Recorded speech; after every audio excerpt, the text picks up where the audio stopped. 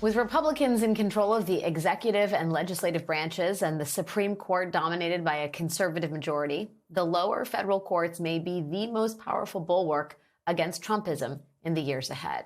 And before he leaves the White House, President Joe Biden may be able to do something about that by installing a record number of federal judges.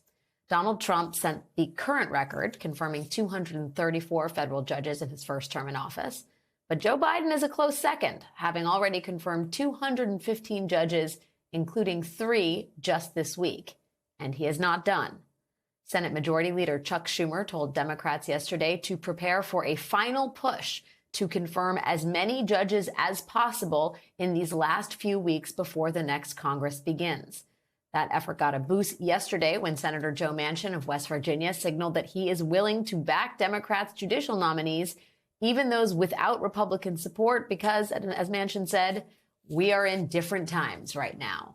Yes, we are, Joe Manchin. Joining me now is Lisa Rubin, MSNBC legal correspondent and dear friend of the program. Lisa, thank you for spending some time here on your Friday night. Let me just first get to, the notion of the lower courts and from your bigger, the 30,000-foot view here, how essential they can and should be in acting as a guardrail to Trump's most potentially unlawful measures during a second term.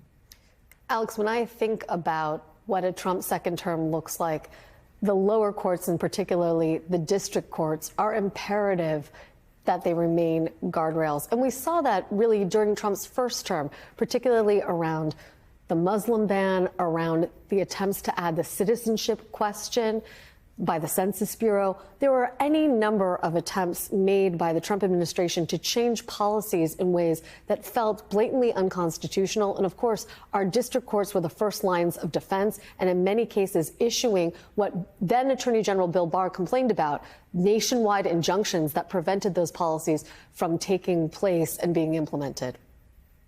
I mean, it seems like we should hold out hope that those courts will do what they're supposed to do, regardless of who the judges are, partisan, or that they're not acting in partisan fashion, right? The reality is that, independent and apart from these, judgeships that we're talking about, the looming prospect of Trump 2.0 is shaping judges' decisions in ways not really seen before. And I'm talking particularly about January 6th defendants and those who've been convicted of crimes, right? There are 2 judges that have already delayed sentencing for January 6th rioters over the assumption that they're ultimately just going to get pardons from Donald Trump.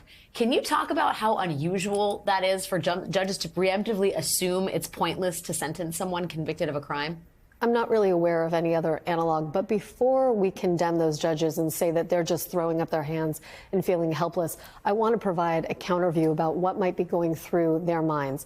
In the District of Columbia, where all of these cases are situated, the courts have been entirely overwhelmed by January 6th and the caseload that it has brought upon these judges. And that means for other litigants, they are having to wait longer to have motions disposed of or to go to trial. It has literally clogged up the federal courts in D.C. So if I'm a judge thinking through what my caseload looks like, who else is waiting for trial, I might not want to use judicial resources right now on a case where I know the defendant is going to get pardoned, particularly if it means delaying justice for someone else and if it means calling in jurors whose efforts are only going to be futile several weeks to months from now. Think about how that affects potential jurors out there in D.C. to see 12 of their peers stand in judgment of someone only to have it wiped clean later. Doesn't really inspire confidence in the concept of jury service, which, as you and I know, next to voting is one of the most elemental things about our democracy.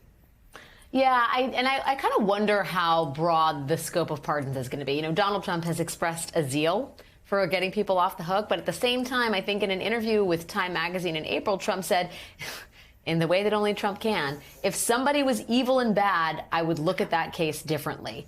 I mean, it's hard to expect the naturally unexpected whims of Donald Trump, Lisa, but would you expect that someone like Enrique Tarrio is going to get off the hook here? I mean, how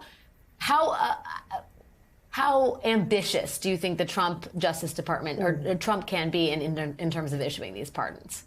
Well, look, Alex, my mantra for the next 4 years and counting is expect the unexpected. I don't put anything past the ambitions of the Trump administration and their allies. That having been said, to the extent that President-elect Trump hews to his promise to look at these on a case-by-case basis, he doesn't have to pardon people for folks to necessarily get off the hook. There are a number of cases that have not yet been tried, as we were just discussing, and the Department of Justice could dismiss those cases entirely, and therefore, without pardoning individual defendants, make their legal problems go away, because once a future Department of Justice would come into being after this Trump administration, they would be well past statutes of limitations. So there are various ways to make these legal problems go away for people, whether it's through a pardon or not. As we talk about Trump escaping accountability for his potentially criminal actions, and we talk about his allies getting pardons, there's one guy that can't seem to get off the hook, and that person is Rudy Giuliani, Lisa. He had to do some things today as part of his defamation suit. Can you talk a little bit more about how Rudy is paying the piper? So Rudy, for the first time, has officially turned over some, but not all of the property that he's been ordered by a Manhattan federal court judge to turn over to Ruby Freeman and Shaye Moss. They are the two Georgia election workers that he defamed when he accused them of essentially passing a thumb drive full of ballot information back between them. It turned out to be a ginger mint, and he ruined their lives in the process. And he now owes them $148 million per a jury verdict in D.C.